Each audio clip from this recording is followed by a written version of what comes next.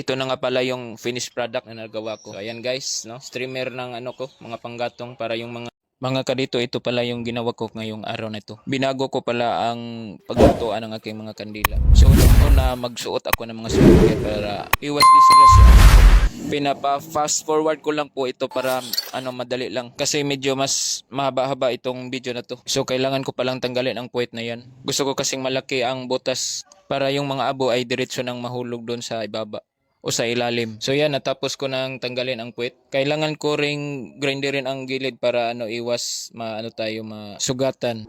Kibali kailangan ko pala ng ng stick ng stainless. Gagawa pala ako ng salaan o streamer ng mga abo ng mga panggatong na kahoy at kibali para patungan ng mga panggatong na kahoy. So medyo mahaba-haba ang proseso na ito kaya sundan nyo lang ako. At sana ay mag-enjoy kayo sa video na ito.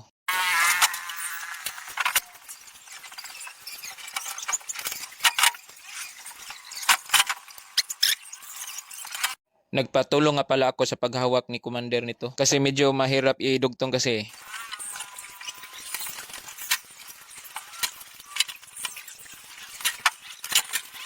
So ayan, nabilog na.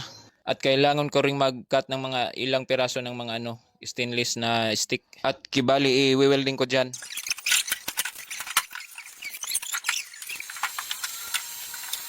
Stainless pala na welding rod ang ginamit ko. Ang brand po ay Nihon NSS-308.